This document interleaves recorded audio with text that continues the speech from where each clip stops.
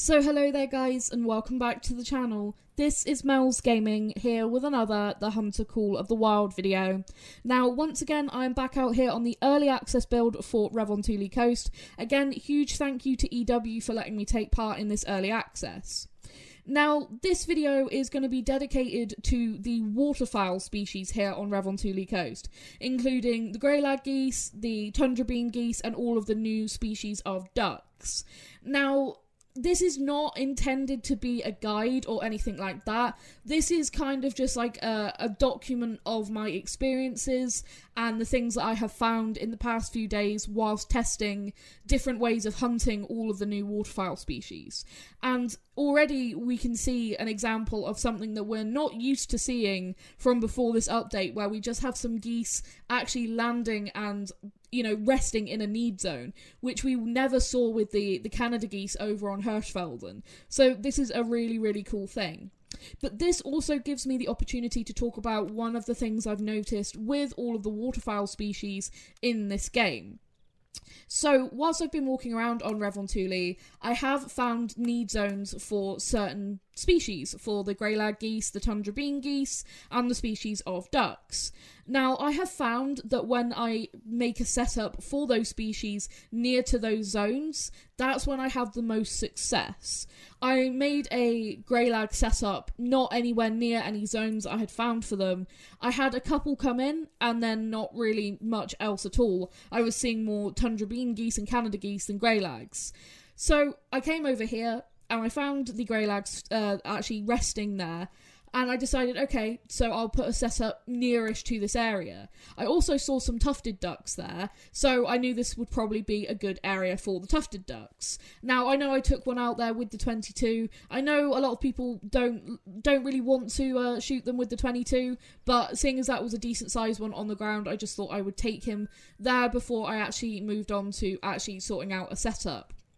Now, as I said, where I have found zones for the various waterfowl species, if I have set up setups with decoys, etc., near those areas, that's when I've seemingly had the most success. So something I have been doing is wandering around the map looking for need zones from the various species. Now, something I really do want to mention is it's not as simple as it used to be back in the day on, say, Leighton Lakes, where you'd find a duck zone and there would be like 30 ducks there and you could just shoot the best ones and move on. I've actually found very few ducks and geese just out like resting or feeding actually on the water without calling them in. You will find them, and that's how I found the best areas for certain things, or the areas that I have currently found that seem to be the best areas. But it's not like you'll see huge numbers of them resting or feeding on the water constantly, and you can just sit and snipe them with the 22. It is far better to actually put the effort in and make a setup like this. And as you can see there, we have some of the greylags coming in, and we also had some tufted ducks flying over. So I decided that I'd call in the greylags, but in the back of my head I was thinking, okay, there is quite a few tufted ducks coming through this area as well, which I was expecting from the fact that I'd found that need zone. So I then decided that I'd probably be worth adding some tufted duck decoys to this setup. Now, I know that was something that got talked about, and I'm going to talk about that a little bit later in the video about mixing setups. But I wanted to highlight there, look at how smooth the transitions are from these birds being on the water to actually being on land. And you can actually see one of them there doing the sort of little running animation, which is really, really cool. It is so fabulous to actually see. Now, I actually prefer shooting the various waterfowl species on the ground just to give me a little bit of a head start, because shooting these things in the air is a lot trickier than it ever used to be. You are going to find this a huge learning curve when you first get on this map. You will need to learn how to lead the various species. I'm getting there a little bit, and, on controller as well, that might put me at a slight disadvantage to someone on, say, keyboard and mouse. But I am getting there, and I am starting to be able to hit birds out of the air. They don't just fly in straight lines anymore. They dodge, they weave, and they're a lot faster, and you really do have to be on the ball if you want to try and get good numbers of birds down. So normally what I'll do is let them come in and land, and then once they're in a decent little group, I'll take a couple of shots at them whilst they're on the ground, just to give me that extra head start on getting some good numbers down. But here you can see I'm actually putting some tufted duck decoys there amongst the greylag geese, and you can see we have some tufted ducks now coming in. Now this is something I've been experimenting with in a few different ways on a few different setups, because I know in one of the EW streams, Tree Kiwi said it's probably better to make species-specific setups. Now, I did this, and I made species-specific setups, and then I found that I was sitting there watching flocks of ducks and or geese that I didn't have decoys out for just flying by, and it would make more sense in my head to put out decoys for all of them. You can call them in, see what flock has the biggest birds, whether you've got geese coming in or ducks, spot them, see what's got the best individuals in those groups, wait for those groups to come in, and then take out those groups. And it means that if there's a period of time, say I was only putting the decoys out for the geese, if there's a period of time then when there's no geese coming in, I might have some tufted ducks coming in instead to sort of fill in the gap in the time between flocks coming in. And I found that is actually a really good way of doing it and a lot of fun.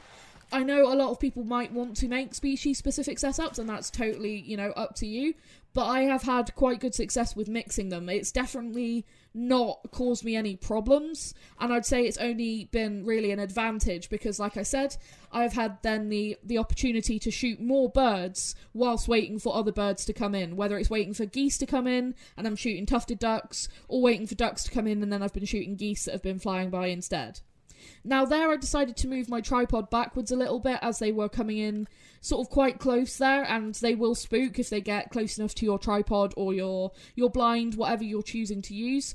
I'm preferring to use the tripods. Honestly, so far, I have found them just to be a little bit easier, and it's just easier for spotting where things are landing in general, because you will have, birds landing in different places. They're not going to come in to the same place every time.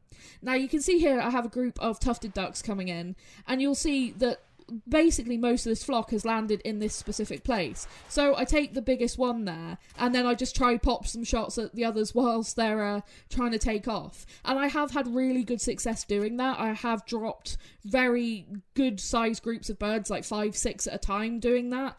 So it's really been quite effective for me. But you'll notice as soon as those birds get up into the air, they're so quick, especially the ducks.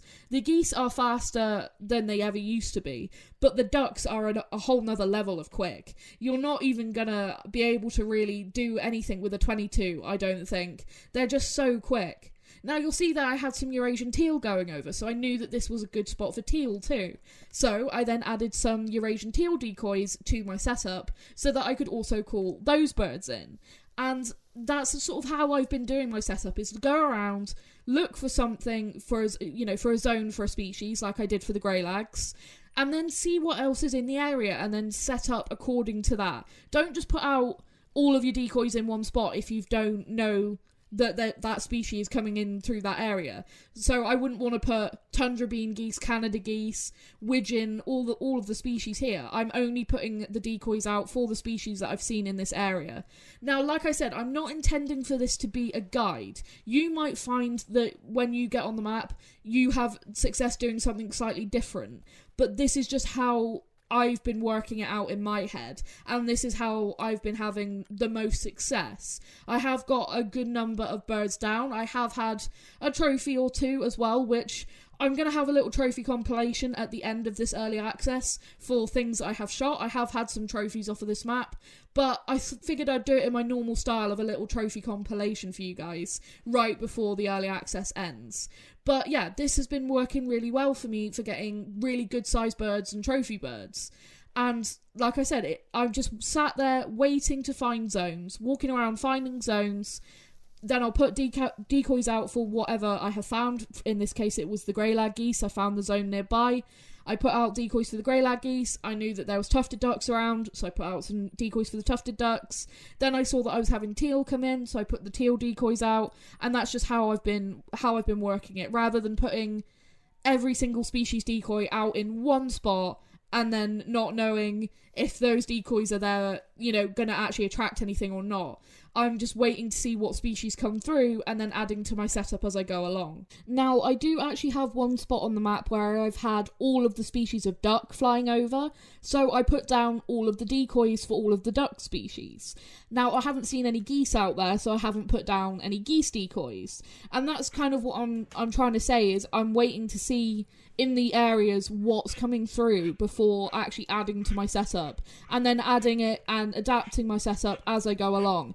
I think you can't really just put down a setup and decoys and just be rigid with it. I think you need to be adaptable and be willing to change your setups to actually work for whatever birds are actually flying over, and actually just be willing to change and adapt how you're doing things. And I think that'll be really, really beneficial. And like I said, it's not a case of, we can just wait and we'll find the zones, loads of zones for these guys, and then we can just go and snipe them off the water. I have done several runs through different areas where there's lakes and water sources, etc., and I've only found a couple of zones. And there's not that many birds in those zones when I've actually found them. It's really, really interesting how it works. And once you put decoys down, you will have birds everywhere. It's insane. You'll see so many more birds if you actually put in the time and make a setup and actually try, and call them in and decoy them in, than if you just try walking around the map to just snipe them off the water with the 22. It's really fun, and in my opinion, I think waterfowl trophies now are going to have so much more value than they ever did in the past, because it takes skill, it takes time to actually learn where your birds are, make those setups. It takes skill to actually, learn how to shoot them properly and what's most efficient, and actually be able to get quite skilled with it. It does take some time.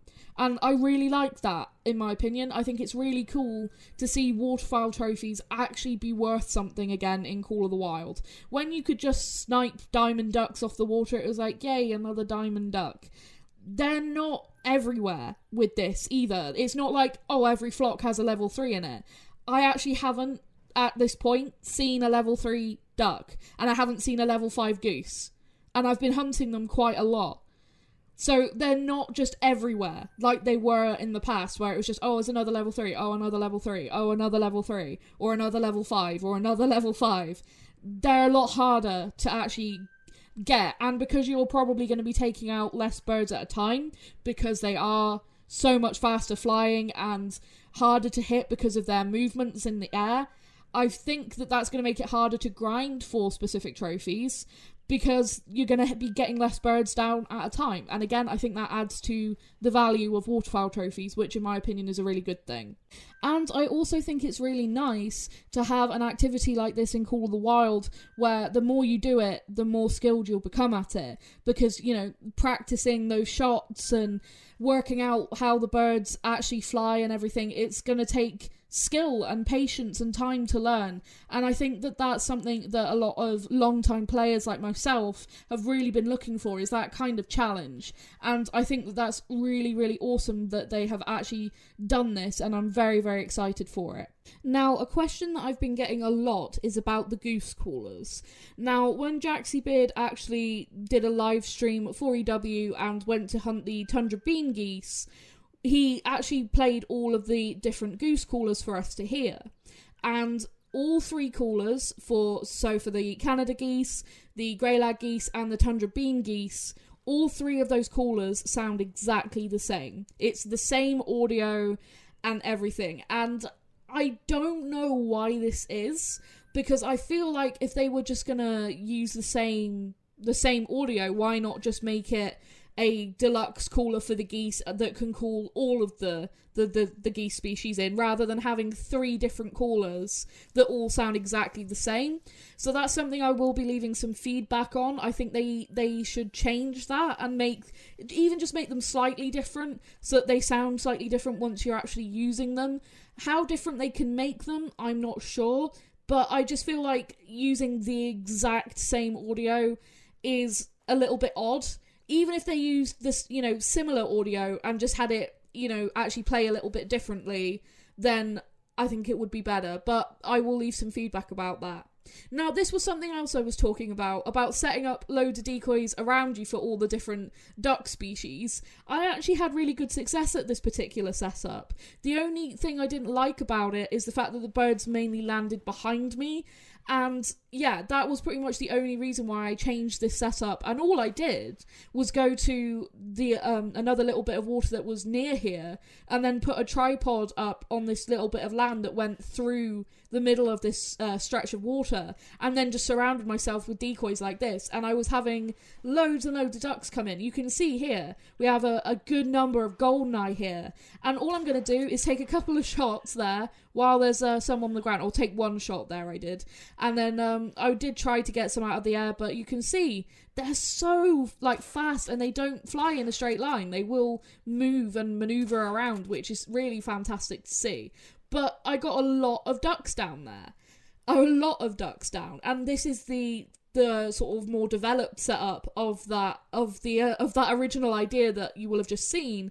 And you can see here I'm picking up a lot of birds that I've just shot. Got a great variety of all of the different species. But you can see when I'm moving around that it's just a tripod on a little bit of land amongst this big bit of water, and then I've just surrounded myself with decoys, and it's really good fun. I have a lot of fun actually working out what flocks I'm going to wait for to come in, because once the ducks get too close to your tripod, they'll spook. So it's about working out, okay, is it better to wait for the bigger flock to come in rather than just shoot the 2 that are on the ground next to me before they spook? And in most cases, yeah, that's what I'll do, is I'll wait for the flock that has the bigger birds, or the bigger amount of birds, to actually come in and land, and then shoot those, rather than shoot the stragglers that come in by themselves. And you can see all of these duck models, they are just amazing. Now, at the end of this video, there is going to be a little sort of slideshow of a lot of the different duck variations that I've shot, some of the tundra bean geese and the greylag geese as well, just so you guys can take a look at them. And I thought, yeah, I thought that would be an interesting thing for you guys, because there's a lot of really, really beautiful models. They are just absolutely stunning. The widgeon, I think, is a little underrated beauty on this map. They're really gorgeous, and I just love them. I think the duck hunting is so much fun. You'll almost never be without having ducks or geese come in when you're actually decoying.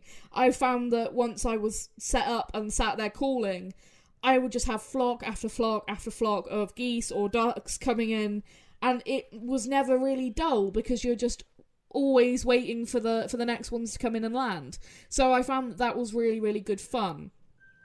Now, something that I think is worth mentioning whilst I'm going around picking these up is that when I've been hunting the tundra bean geese specifically, I've noticed a couple of wonky things with them. One is that sometimes they don't spook when you shoot them on the water. Actually, I had that with the greylags as well a couple of times, where you'll shoot one and then a couple of the others won't spook. It's very rare. I've only had it happen a couple of times. Haven't had it happen with the ducks, only with the geese.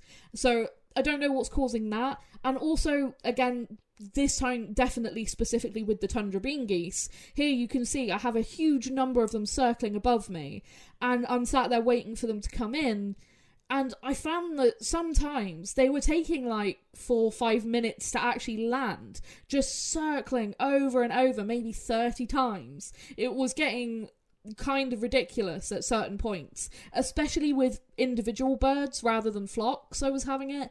Again, that's something I will actually leave feedback about, is that seems to be a little bit off at times. Sometimes it was really perfectly fine, but sometimes it was just they just kept circling over and over and over and over. And I don't know if that's how it's supposed to be. I'm imagining it's not, because it would just feel weird that, you know, for them to circle for as long as they do. It's kind of interesting. Something else I've noticed as well with the birds is when they are going to come in and land, I've noticed that quite often what they'll do is like a really wide loop around you, a really wide circle, and then they'll actually come in and land. So it might look like they're actually flying away, and then they turn around and actually come back in, which it kind of makes sense because they need that, you know, that space to actually come in and land, which, yeah, it's quite cool. And all the landing animations and the swimming animations, everything is just really, really spot on. Like, those are the only couple of issues I've had, is occasionally birds not spooking, but it's not a major thing, and it's normally only 1 or 2. And like I said, it's quite rare. I've only had it happen a couple of times. And the sometimes just the very, very long time to come in and land, which to me, I think is just perhaps a little bit of a bug, or something that might just need tweaking. It might not be a bug at all. It might just be something that's, like I said, that just needs a little bit of tweaking and changing. But overall, my opinion is that the Waterfowl rework is absolutely incredible. Beyond belief incredible. Now, I'm a very big, avid waterfowl hunter in the Hunter Classic. It's something I really enjoy, and I enjoy watching others doing. I love it. I think it's really fun. I've actually only started really getting into the making setups and that myself kind of recently. But I have to say, this beats Classic, which is a big thing for me to say, because I love the waterfowl hunting in Classic. It's magnificent. But this beats it. This beats it because of the variety of birds. It beats it because of how difficult the birds actually are to work with. And I take that as a positive, because like I said, it adds value to the trophies. And I think it's fun to have an activity that, you know, you do need to practice at and get skilled at, similar to hunting quail or pheasants. Yeah, I think this actually really does actually beat it. And I just love how engaging it is of an activity. Actually sitting in there, calling the birds, or finding the right spots to put your decoys.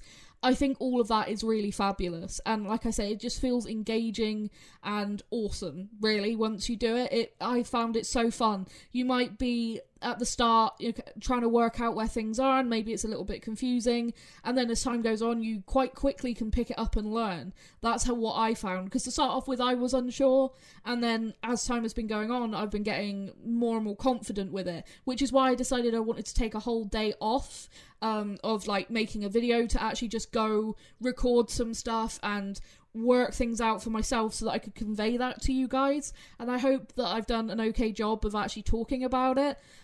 If you have any questions, do please feel free to ask them in the comments, and I will answer them for you. One other question I will answer in the video, because I know it's one that I've been being asked a lot. Yes, this rework will affect the mallards over on Leighton Lakes. It will affect the cinnamon teal over on Parque Fernando. It will affect the harlequin ducks over on Yukon Valley, and it will affect the Canada geese over on Hirschfelden. Similar to this, they're going to have their own spots and behaviours and everything that you need to work out. You'll need to go and find the best locations to go and set up your decoys and everything. Basically, all the good stuff that I've talked about in this video will apply to all of the waterfowl species in-game that were already existing. And I think that that's really, really cool, because it means that you'll be able to see Canada geese in the fields on Hirschfelden feeding and in the water. And I just think it adds to the realism of the game, and I really, really love that. The more that I see stuff like this, it just makes me so, so happy. And yeah, I think it's really, really fabulous. Overall, like I said, this video wasn't intended to be a guide. It was more to talk about what I found as I've been going along and share my experiences with you guys, which I hope has been interesting, at least, and entertaining to, you know, hear how I've been working things out. But if I had to give, you know, like a rating out of 10 on this rework, it's 12 out of 10. It's incredible. It's so much better than the system we had before. No longer will, you know, duck and geese trophies be, you know, less thought of because they're not, you know, as hard to work for. These are going to be hard to work for trophies that really do mean something. They're really going to have a value. And like I said, and I've said this in the video, I think it's really good and really important for the game moving forward. And I think that the EW have done a really, really fantastic job. And like I said, there's only been a couple of little issues. It's mainly been, I'd say 99% smooth, perfect, awesome. It's just been those couple of little things that I think could do with tweaking, and that's it. But that is going to be it for this video, guys. I hope you have enjoyed it. Like I said, I was trying to give you guys a sort of a rundown as to what I've been doing in the past couple of days and trying to explain how I've been working stuff out, and I hope that that's been interesting. Like I said, this wasn't intended to be a guide per se, but once you go out onto the map, go and look for the need zones, go and look and see where you're seeing birds flying around and what species they are, and tailor your setups to what you're actually seeing on the map. Don't just go and put decoys out at the first lake you see and put down decoys for all the species, because it probably won't work. But go out and find those spots where those birds are hanging out, find out what species are there, and all that good stuff, and then work your setups to that. And I think you guys will have a lot of fun with this. I think it's really, really good fun, and I am having a fantastic time actually being able to play around with this. But anyway, thank you guys so much for watching. Thank you for all your support, as always. It does really mean the world. And yeah, I'm so grateful that I get to play this early access, and hopefully I've been doing a good job of showing stuff off for you guys so that you can see what's coming. And yeah, don't forget, this map releases on the 28th in just 2 days, so big excitement for that. I cannot wait for it to release for everyone. I can't wait to see what you guys actually end up doing on this map and what you guys find. I think it's going to be really good fun. But that's going to be it for this video, guys. Thank you so much for watching, and I'll see you guys in the next video. Thank you.